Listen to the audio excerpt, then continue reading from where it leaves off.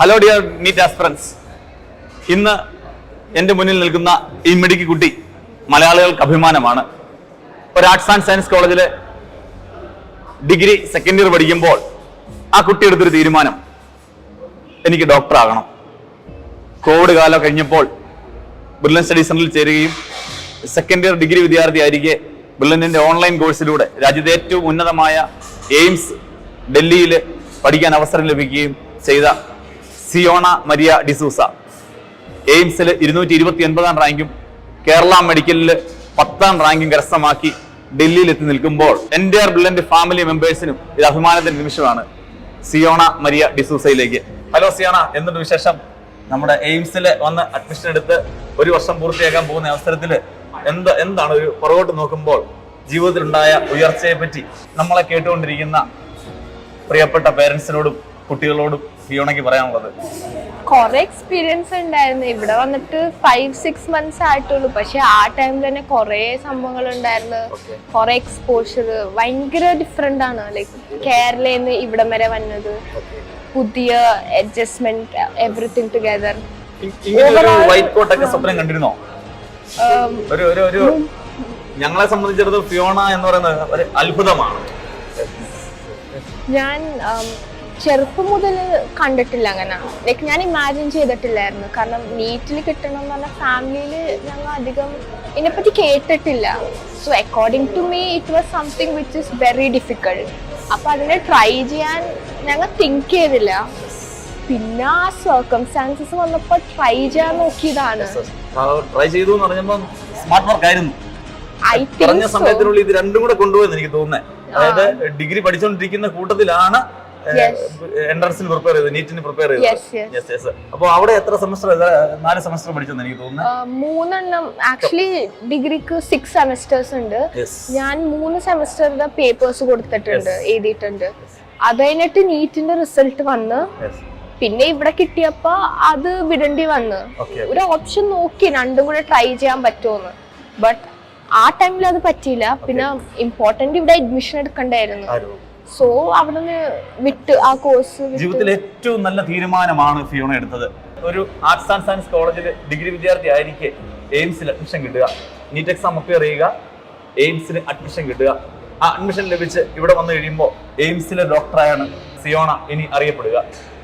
NEET crack ചെയ്യാൻ വേണ്ടി സിയോണ ഒരു മെത്തഡോളജി ഉണ്ടാവുമല്ലോ, പഠിച്ചെടുത്ത മെത്തേഡ്, അത് കുട്ടികൾക്കൊന്ന് പറഞ്ഞു കൊടുക്കാം. ഇപ്പോൾ നമ്മളെ കേട്ടുകൊണ്ടിരിക്കുന്ന കുട്ടികൾ ടൈം കുറവാ. ലൈക്ക് ഇനീഷ്യലി പറയുകയാണെങ്കിൽ സിസ്റ്റമാറ്റിക് ആയിട്ട് പഠിക്കണം.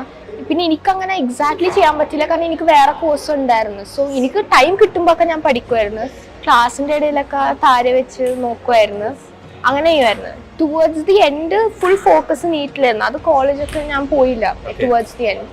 പിന്നെ അറ്റ് 1 point കൊറോണ വന്നിട്ടുണ്ടായിരുന്നു. അപ്പൊ എനിക്ക് ലീവ് എടുക്കാൻ പറ്റി. എൻഡിലെന്ന് പറഞ്ഞാല് ഫിസിക്സും കെമിസ്ട്രിയുടെയും ഫോർമുലേഴ്സ് ഞാൻ ഓൾറെഡി എഴുതി വെച്ചിട്ടുണ്ടായിരുന്നു. ലൈക് ഫിസിക്കൽ കെമിസ്ട്രി, പിന്നെ ഫിസിക്സിന്റെ എല്ലാ ചാപ്റ്ററിലും ഫോർമുലേഴ്സ്, മാക്സിമം ഈ ചാപ്റ്ററിന് 1-2 പേജ്. അങ്ങനെ ആദ്യം എഴുതുമ്പോൾ you my think it's difficult, പക്ഷെ എൻഡിൽ അതായിരിക്കും യൂസ്ഫുൾ. അപ്പൊ ഇതൊരു ഡിഫിക്കൽട്ട് ടാസ്ക് അല്ലായിരുന്നു. ഡിഫിക്കൽട്ട് ആയിരുന്നു. കാരണം എനിക്ക് ഷുവർ അല്ലായിരുന്നു നീറ്റിന് കിട്ടുമെന്ന്. I believe so. കാരണം നീറ്റിന് കിട്ടിയില്ലെങ്കിൽ ആ ഡിഗ്രി പോയതെന്ന് ഓർത്ത് I had to concentrate there also. ആ എക്സാംസിൽ പാസ് ആവണമായിരുന്നു. അങ്ങനെ ഡിവൈഡ് ചെയ്ത് പോവായിരുന്നു. പിന്നെ ലാസ്റ്റ് ഡേയിൽ ബയോളജിയാണ്, ലൈക് പ്രീവിയസ് ഡേ ഒക്കെ ബയോളജിയാണ് മെയിൻലി ഫോക്കസ് ചെയ്യേണ്ടത്. ആൻഡ് ഫിസിക്സ് കെമിസ്ട്രിയിലെ ഫോർമുലേഴ്സ് ഉണ്ടെങ്കിൽ അത്, ബട്ട് മെയിൻ വായിക്കേണ്ടത് ബയോളജിയാണ്. കാരണം ബയോളജി എന്ന് പറഞ്ഞാൽ it's volatile. If you don't read for some time then you will forget. Facts ആണ്. So last moment I would suggest bio വായിക്കും. At least 2 days before full text. 2 text ഉണ്ടല്ലോ, അത് thorough ആയിട്ട് വായിക്കണം. പിന്നെ ഫിസിക്സ് കെമിസ്ട്രി ഫോർമുലേഴ്സ് പിന്നെ revise ചെയ്യണം. അതാണ്. നീറ്റിന് ഉയർന്ന സ്കോർ കരസ്ഥമാക്കിയപ്പോൾ തന്നെ നല്ല ഒരു മെഡിക്കൽ കോളേജിൽ MBBS അഡ്മിഷൻ കിട്ടുമെന്ന് ഉറപ്പിച്ചിരുന്നു. അത് പിന്നീട് എയിംസിലേക്ക് അഡ്മിഷൻ കിട്ടുന്നു. ഇതെല്ലാം കൂടി ജീവിതത്തിൽ ഉണ്ടാകുന്ന മാറ്റം വളരെ പെട്ടെന്നാണ്. അങ്ങനെയുള്ള ആ അവസരത്തിൽ കൂടെ പഠിച്ച സഹപാഠികളും അധ്യാപകരൊക്കെ വിളിച്ച് അനുമോദിക്കുകയൊക്കെ ചെയ്തു. അവിടെ കോളേജിലൊക്കെ പിന്നെ പോയോ? പഠിച്ച കോളേജുകൾ? നീറ്റിന്റെ എക്സാം കഴിഞ്ഞ് 2 ദിവസം കഴിഞ്ഞിട്ട് എനിക്ക് എന്റെ സെമിസ്റ്റർ എക്സാം ഒരെണ്ണം കൂടെ ഉണ്ടായിരുന്നു. പിന്നെ പ്രാക്ടിക്കൽ എക്സാംസ് ഉണ്ടായിരുന്നു. അപ്പൊ അതിനൊക്കെ പോണ്ടി വന്നു.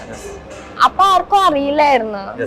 പിന്നെ നീറ്റിന്റെ റിസൾട്ട് വന്ന ലൈക്ക് സ്കോർ കാർഡ് വന്നവരെ എനിക്ക് പേടിയുണ്ടായിരുന്നു. ഇനി കാൽക്കുലേഷന്റെ തെറ്റുണ്ടാവും അല്ലെങ്കിൽ പേപ്പറിൽ ലൈക്ക് എന്റെ തെറ്റല്ലാതെ വേറെ വല്ലതും സംഭവിക്കുമെന്നുണ്ടായിരുന്നു. പക്ഷെ സ്കോർ കാർഡ് വന്നപ്പോ മാർക്ക് കാൽക്കുലേറ്റ് ചെയ്തപ്പോ ഐ വാസ് ഷുവർ നല്ല കോളേജിൽ കിട്ടും. എയിംസ് ഞാൻ പ്രതീക്ഷിച്ചില്ല. എയിംസ് കിട്ടിയത് ഒരു സർപ്രൈസ് ഗിഫ്റ്റ് പോലെയായിരുന്നു അല്ലേ? Kind of like you deserve it. കാരണം ഈ കുട്ടി വളരെ കൃത്യമായിട്ട് ഫിസിക്സിലെ ഫോർമുലാസ്, ഫിസിക്കൽ കെമിസ്ട്രിയിലെ ഫോർമുലാസ് ഒക്കെ എഴുതി വെച്ചു. അവസാന നിമിഷം വരെ NCERT ഫോക്കസ് ചെയ്ത് പഠിച്ചു. അങ്ങനെ ഹാർഡ് വർക്ക് ചെയ്യുന്ന ആൾക്ക് പ്രകൃതി മുഴുവൻ കൂടെ നിന്നു, അല്ല രാജ്യം മുഴുവൻ കൂടെ ഒന്ന് വേണ്ടി പറയും. കാരണം ബാക്കി കുട്ടികളെല്ലാം വർക്ക് ചെയ്തതുപോലെ തന്നെ ഇരുന്ന് പഠിച്ച് ദിവസത്തിൽ 10-16 മണിക്കൂർ വർക്ക് ചെയ്താണ് ഈ ഉന്നത വിജയം കരസ്ഥമാക്കിയത്. അങ്ങനെ കഷ്ടപ്പെടുന്നവരുടെ കൂടെ വിജയമുണ്ടാകും, ദൈവമുണ്ടാകും എന്നുള്ളതിന് തെളിവാണ് സിയോണ. സിയോണ ഇനി അറിയപ്പെടുന്നത് എയിംസിൽ നിന്ന് പഠിച്ചിറങ്ങുന്ന ഡോക്ടർ എന്നാണ്. ആ ലക്ഷ്യത്തിലേക്കാണ് നമ്മുടെ പ്രിയ മക്കളും ആ ലക്ഷ്യം മുൻനിർത്തിയായിരിക്കണം പഠിക്കേണ്ടത്. നിങ്ങൾ എന്തോ ആയിക്കോട്ടെ, നിങ്ങൾ പഠിക്കുന്ന മെത്തഡോളജി കൃത്യമായിട്ട് ഫോക്കസ് ചെയ്ത് ഇനിയുള്ള ദിവസങ്ങളിൽ പഠിക്കുക. കൃത്യമായിട്ട് ലക്ഷ്യബോധത്തോടെ ആത്മാർത്ഥമായിട്ടും പരിശ്രമിക്കുന്നവർക്ക് എന്നും വിജയം കൂടെ ഉണ്ടായിരിക്കും. അതാണ് സിയോണയുടെ വിജയം നമുക്ക് പറഞ്ഞു തരുന്നത്. All the best. എൻട്രൻസ് സംബന്ധമായ വാർത്തകളും അപ്ഡേഷനുകളും ഏറ്റവും വേഗം ആധികാരികമായി അറിയാൻ ബ്രില്യൻറ്റ് സ്റ്റഡി സെന്റർ പാല യൂട്യൂബ് ചാനൽ സബ്സ്ക്രൈബ് ചെയ്യുക. ബെല്ലൈക്കൺ അമർത്തുക. ഈ വീഡിയോ മറ്റു സുഹൃത്തുക്കളിലേക്ക് മാക്സിമം ഷെയർ ചെയ്യുക.